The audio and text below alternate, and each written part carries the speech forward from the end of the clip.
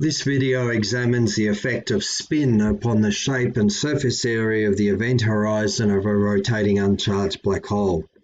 It shows there is a limit to both the flattening or dilation of its shape in the equatorial plane and the decrease in surface area for increasing values of spin. It shows why the shape of the event horizon must be an oblate spheroidal shape and not a spherical, and then relates its entropy to its mass.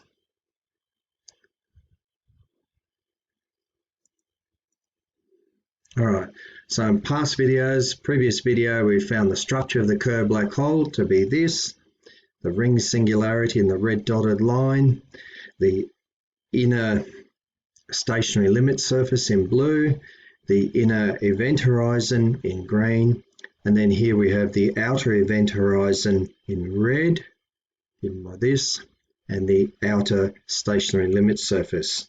And the difference between these two outer surfaces is the ergosphere. Now, beyond the red outer event horizon, we don't know if this inner structure forms, and we can't verify that because no information can escape, obviously, from the outer event horizon. But mathematically, it's predicted to exist. Okay. Right. So in this video, we're going to be focused on the outer event horizon, its shape, its properties. Last video, we looked at the outer stationary limit surface, the yellow one here, and now in this video, we're going to look at the event horizon itself. And where that occurs is given by this equation here. And we're going to see that although this looks like it implies a spherical shape, its geometry is intrinsically oblate spheroidal, and we'll see how that is. Okay, now the event horizon at r equals r plus is an axisymmetric stationary and null 3 surface of the Kerr geometry, and that's given by this.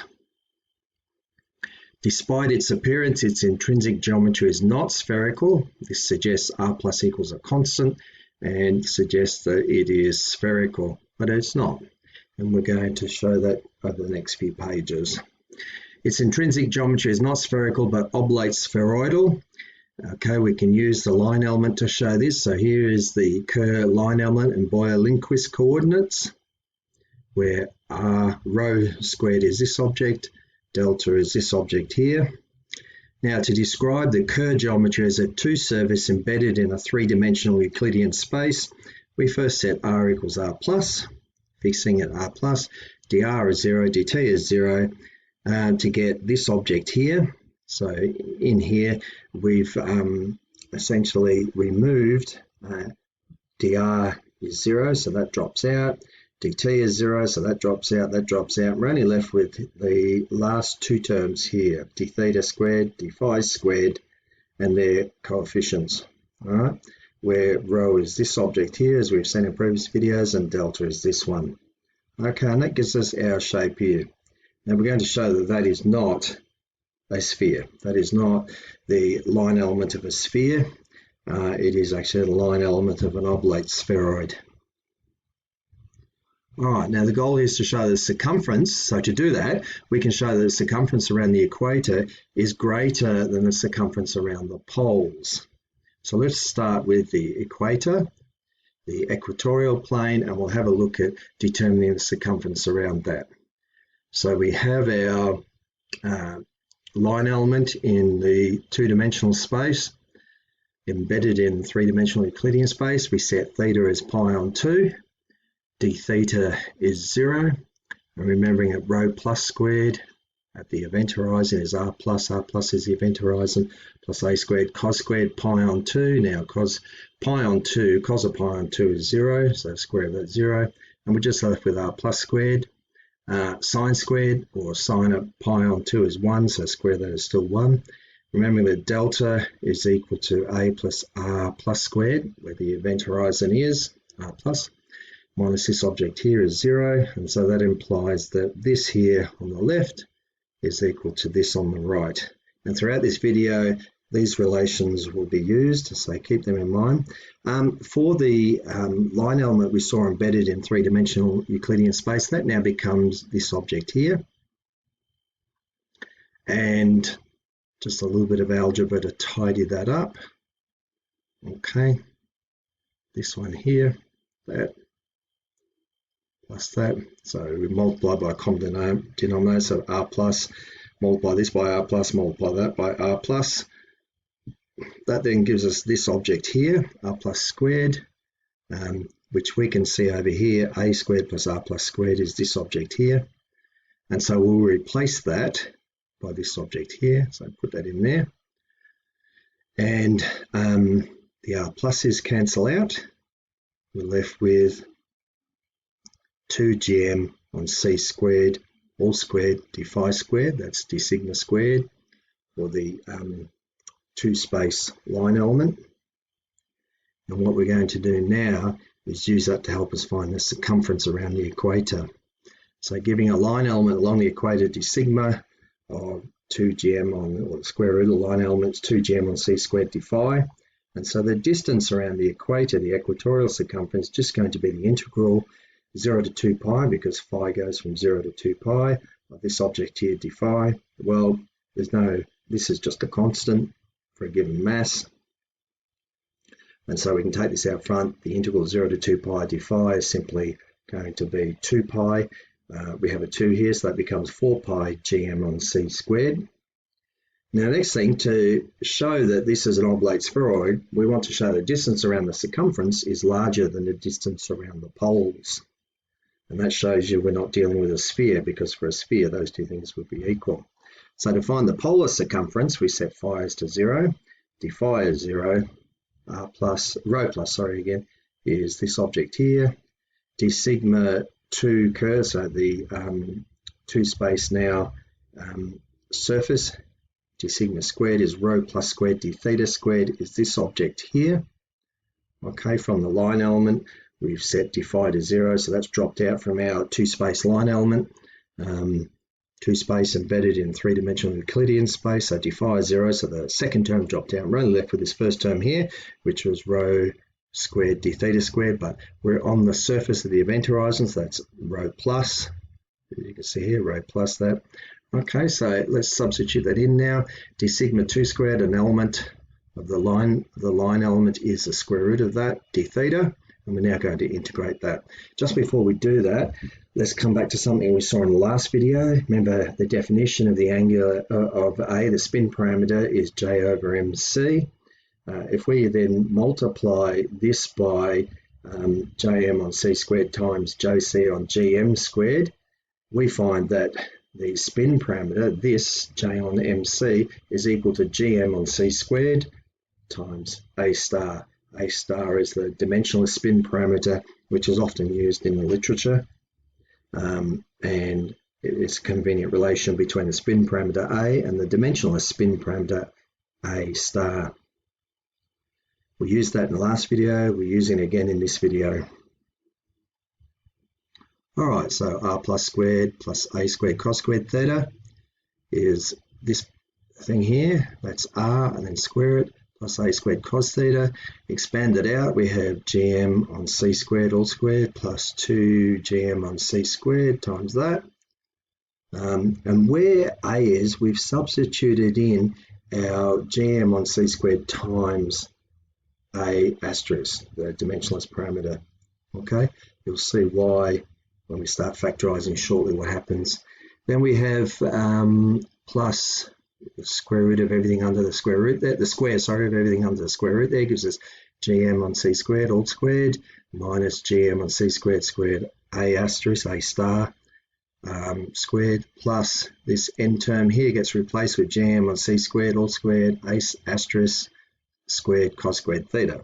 Okay, now in order to give some measure, we're going to use a case of an extremal black hole, and we're just going to set the limit on a star can be +1, anything from +1 to -1. So we're going to choose an extremal black hole, a star equals 1, and we're going to substitute that in there. So put 1 in where the a stars are, That gives us this object here.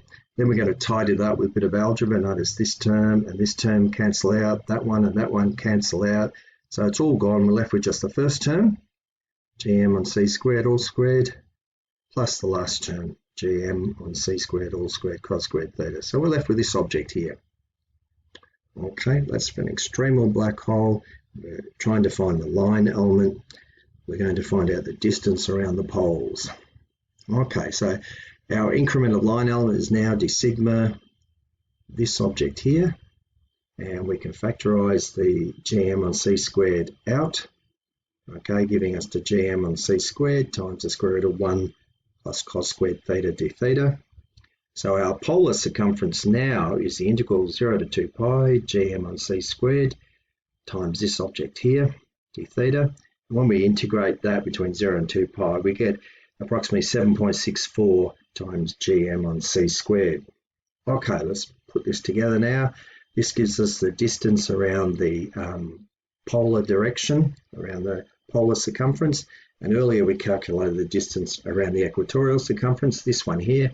And we noticed that the polar circumference is less than the equatorial circumference. I've chosen the extreme case of an extremal black hole where the greatest amount of flattening will occur. But again, you can see 7.64 times gm on c squared is less than 4 pi gm on c squared, whereas 4 pi is something as 12, almost 13.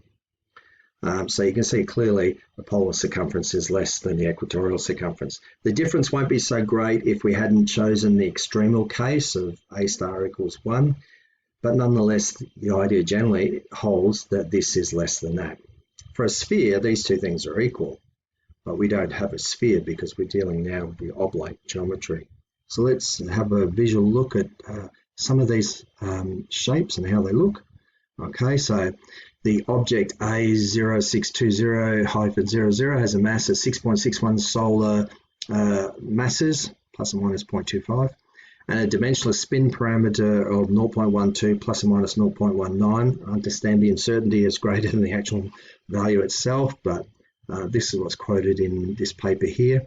And you can see that for this shape, a low spin parameter, maximum being 1, you can see there's very little flattening here.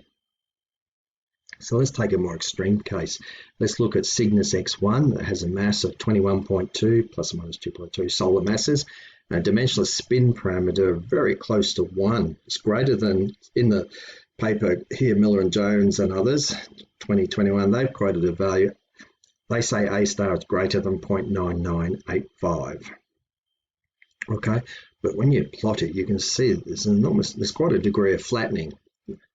I mean, it's not flattened down to a pancake, but it's a much flatter, more oblate spheroidal shape than, say, for the black hole above, A0620-00. All right, so a higher spin does flatten it. All right, next bit. Now, the surface area of a black hole is given by the double integral, the square root g theta theta g phi phi. Remember, in our new line element, we've only got two terms, g theta theta and g phi phi, as you can see here. G theta theta, g phi phi here. Okay, that object there. And so we need to work out what these are, multiply them together, take the square root, and then we can put them in there. And then we can integrate over phi, and then integrate over theta. So phi will go from 0 to 2 pi, theta from 0 to pi.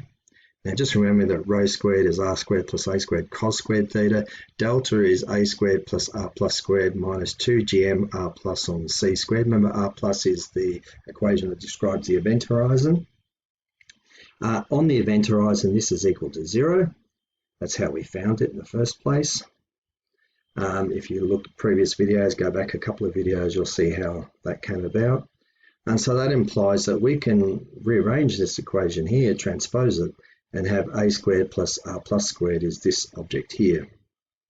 Okay, so when we see a term like this turning up, we can replace it with a term on the right. And it's often handy to do so, as you'll see shortly. All right, so g theta theta, g phi phi is rho squared, that was g theta theta, times g phi phi, which is all of this here. So what we're going to do is, when we multiply this out, you'll see some things happen. So this here is this object here, bring it inside the parentheses here. Okay, and when we do that, this and this one cancel out. Leave this with this object here. Now let's expand this out, because remember, rho plus squared was r plus squared plus a squared cos squared theta. So put that in there. R squared went in here, a squared cos squared theta went in here, over c squared, everything's over c squared. And now what we can do is tidy up terms, because we've got cos squared here, sine squared here, and the terms in front are the same here, so we can factorise them out. Cos squared theta plus sine squared theta is 1. So all of this disappears to 2gm r plus cubed on c squared plus this object here times sine squared theta. Now we can factorise out 2gm r plus on c squared, leaving us with r plus squared plus a squared times sine squared theta. Okay, now we can replace this r plus squared plus a squared by this object here. Remember, we found that from delta equals 0, and put that in there. And when we do that, what we find is that these two things are the same. So it's 2gm r plus on c squared all squared times sine squared theta. That's for g theta theta g phi phi. Okay, next thing we need to do is take the square root. So the square root of this gives us 2gm r plus on c squared times sine theta. And now the area, so the area of the event horizon, is now going to be this integral, this double integral over d phi d theta. For phi 0 to 2 pi, theta 0 to pi, put that in there. So let's put this term in here from above. That one goes straight in there. And now pull out the constant part here, 2gm r plus on c squared goes out front. Remember, r plus is fixed. We're just integrating sine theta over theta from 0 to pi. When we do that, antiderivative of sine theta is minus cos theta. We're doing the exact derivative. So minus cos theta minus cos 0. Value it now. Minus cos pi is minus 1 here. Minus cos theta is minus 1. Okay. Next bit. That gives us plus 2. Plus 2 times 4 is 8 pi gm r plus on c squared.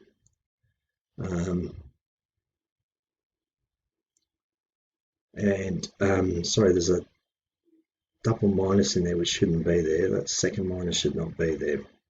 I was anticipating the next line. So it is actually just minus here, cos 0. Now, anyway. Actually, no, that's right. It is minus cos. And we just got to evaluate it at 0. Right, now cos of 0 is 1, but we've got two minuses here. Cos of pi is minus 1, so the negative minus 1, so it is right. Sorry, my apologies. So now what we have is 8 pi gmr plus on c squared.